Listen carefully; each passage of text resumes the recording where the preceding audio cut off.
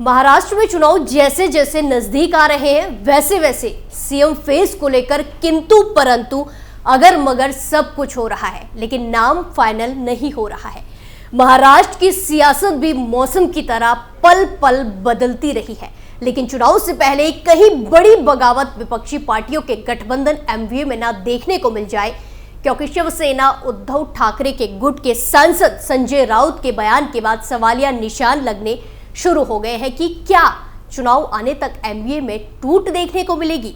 तो क्या कुछ है पूरी कहानी और क्या है संजय राउत का बयान जिससे सियासी हलचल तेज हो गई है, सब कुछ आपको हमारी स्पेशल स्टोरी में बताते हैं। नमस्कार, कैपिटल टीवी में आपका स्वागत है और मैं आपके साथ प्रिया बिस्ट।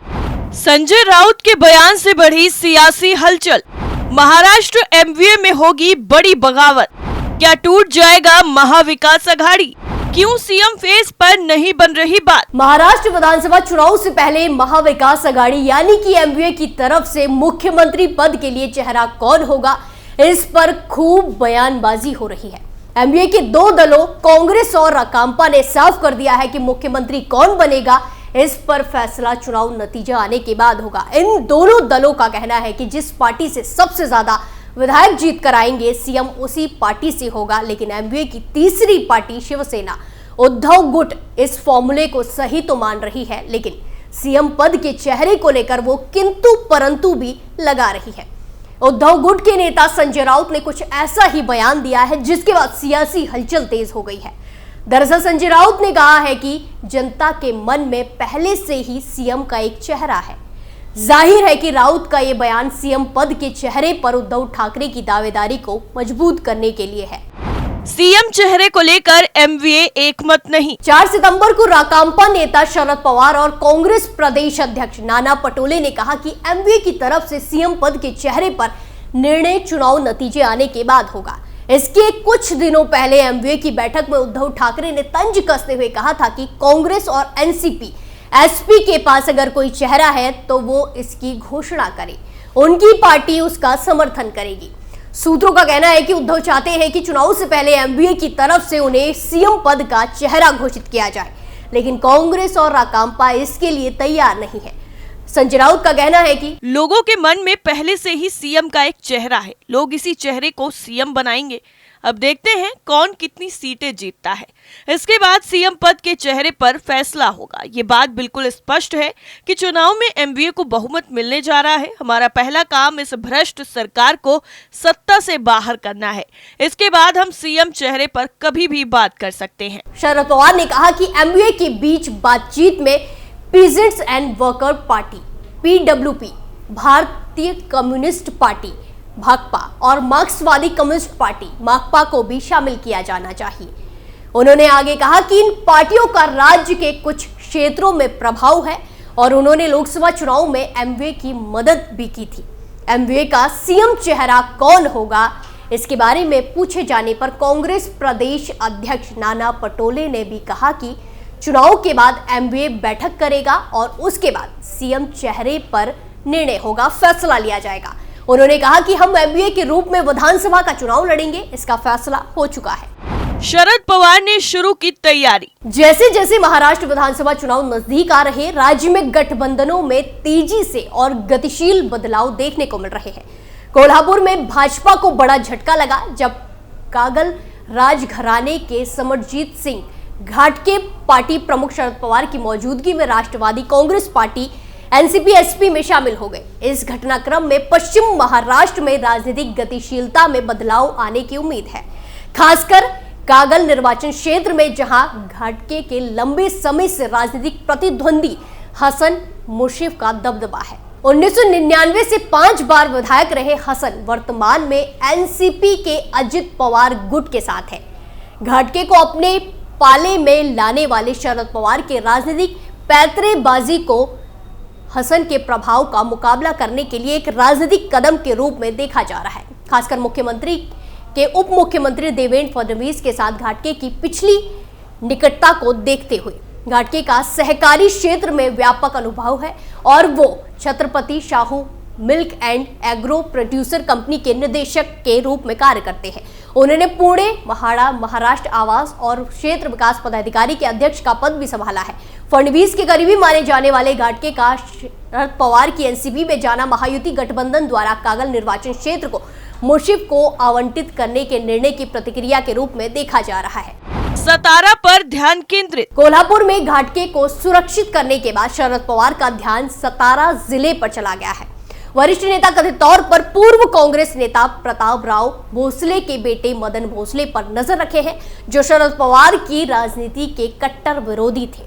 भोसले जो 2004 में वाई निर्वाचन क्षेत्र से विधायक थे, शरद पवार के करीबी सहयोगी मकरंद पाटिल ने हाशिए पर डाल दिया है। हालिया मकरंद पाटिल के अब अजित पवार के खेमे में जाने के बाद शरद पवार की एनसीपी मदन भोसले को वापस अपने पाले में लाने की कोशिश कर रही है। भोसले 2019 में भाजपा में शामिल हुए थे, लेकिन हाल ही में उनके और एनसीपी के प्रदेश अध्यक्ष जयंत पाटिल के बीच हुई मुलाकात से पता चला है कि एनसीपी आगामी चुनाव में उनके प्रभाव का लाभ उठाने की इच्छुक है। पुणे के भाजपा नेता बातचीत कर रहे हैं कि पुणे जिले में इंदापुर तहसील से भाजपा नेता हर्षवर्धन पाटिल भी कथित तौर पर शरद पवार के संपर्क में है। अजित पवार के करीबी सहयोगी दत्ता मामा भरणे के खिलाफ चुनावी हार का सामना करने वाली पाटिल को देवेंद्र फडणवीस के साथ अपने करीबी संबंधों के लिए जाना जाता है। हालांकि भाजपा से राजनीतिक पुनर्वास की कमी ने अटकलों को जन्म दिया है कि पाटिल शरद पवार के खेमे में निष्ठा बदल सकते हैं। दोनों नेताओं को हाल ही में पुणे के वसंत दादा शगर इंस्टीट्यूट में एक बैठक के दौरान राजनीतिक चर्चा करते हुए देखा गया, बातचीत करते हुए देखा गया, जिसने इन अफवाहों को बल मिला। सोलापुर में राजनीतिक बदलाव। सोलापुर जिले के करमाला विधानसभा क्षेत्र में विधायक संजय शिंदे के अजित पवार के साथ गठबंधन ने शिवसेना नेता नारायण पाटिल के लिए चुनौतियां खड़ी कर दी है। हाल ही में शिवसेना में शामिल हुए पाटिल ने 2024 के लोकसभा चुनाव के लिए शरद पवार के उम्मीदवार धैर्यशील मोहिते पाटिल के पक्ष में काम करना शुरू कर दिया है। शरद पवार अब कथित तौर पर करमाला निर्वाचन क्षेत्र से नारायण पाटिल को विधानसभा का टिकट देने पर विचार कर रहे हैं, जो राजनीतिक गठबंधनों में से एक और संभावित बदलाव का संकेत है।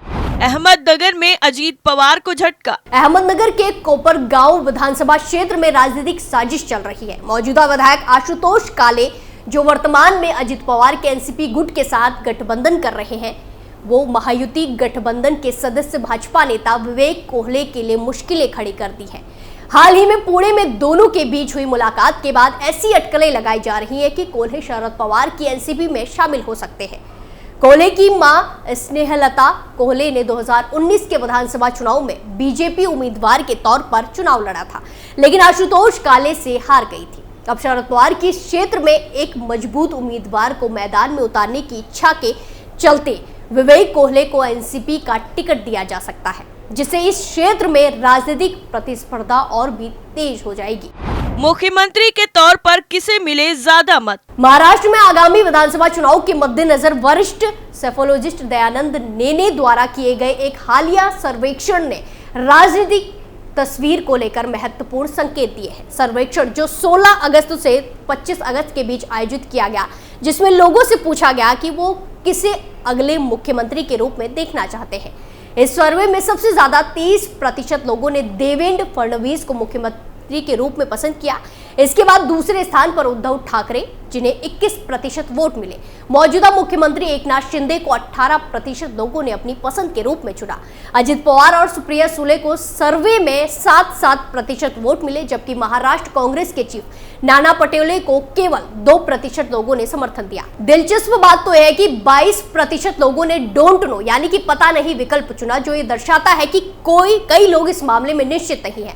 चुनाव की नजदीकियां बढ़ते ही राजनीतिक दल अपनी रणनीतियों को तेज कर रहे हैं। महायुति और महाविकास अघाड़ी के बीच की ये प्रतिस्पर्धा आगामी चुनावों में महत्वपूर्ण भूमिका निभाएगी। आने वाले दिनों में राजनीतिक पैंतरेबाजी और चुनावी रणनीतियों के चलते तस्वीर और भी स्पष्ट हो जाएगी। फिलहाल महाराष्ट्र के राजनीतिक परिदृश्य में इन दोनों गठबंधनों की ताकत और कमजोरियों को समझना आगामी चुनाव के लिए महत्वपूर्ण होगा। इस स्पेशल स्टोरी में फिलहाल के लिए इतना ही। बाकी तमाम खबरों के लिए देखते रहिए कैपिटल टीवी। नमस्कार।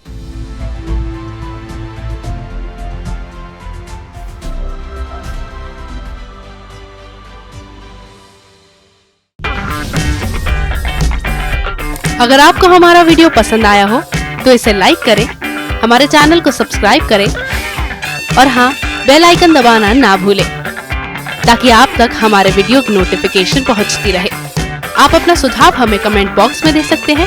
हमारे साथ जुड़ने के लिए शुक्रिया।